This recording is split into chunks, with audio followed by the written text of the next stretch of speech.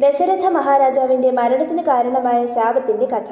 അന്ധരായ സന്യാസി ദമ്പതികളുടെ പുത്രനായിരുന്നു ശ്രവണകുമാരൻ. ഉത്തമനായ കുമാരൻ തന്റെ മാതാപിതാക്കളോട് അതിയായ സ്നേഹവും അർപ്പണബോധവുമുള്ളവനായിരുന്നു. പ്രായമായ തന്റെ മാതാപിതാക്കളുടെ തീർത്ഥാടനത്തിന് പോകാനുള്ള ആഗ്രഹം നിറവേറ്റാനായി നടക്കാൻ കഴിയാത്ത അവരെ 2 കുട്ടകളിലാക്കി ചുമന്നുകൊണ്ട് അവൻ യാത്ര ആരംഭിച്ചു.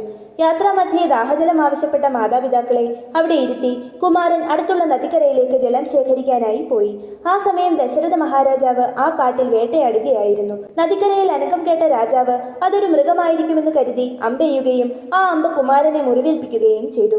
അങ്ങോട്ടെത്തിയ രാജാവ് കണ്ടത് ചോര വാർന്ന് മരണാസന്നനായി കിടക്കുന്ന കുമാരനെയാണ്. കുമാരൻ രാജാവിനോട് തന്റെ വൃദ്ധ മാതാപിതാക്കൾക്ക് ദാഹജലം കൊടുക്കണമെന്നും അവരോട് കാര്യങ്ങൾ പറയണമെന്നും ആവശ്യപ്പെട്ട ശേഷം മരിക്കുന്നു. രാജാവ് ജലവുമായി സന്യാസി ദമ്പതികളുടെ അടുത്തെത്തി കാര്യങ്ങൾ അറിയിക്കുന്നു. എന്നാൽ ഹൃദയം തകർന്ന വേദനയിൽ പുത്രദുഃഖത്താൽ താങ്കളും മരണപ്പെടട്ടെ എന്ന് ശപിച്ച് ആ ദമ്പതികൾ മരണപ്പെടുന്നു.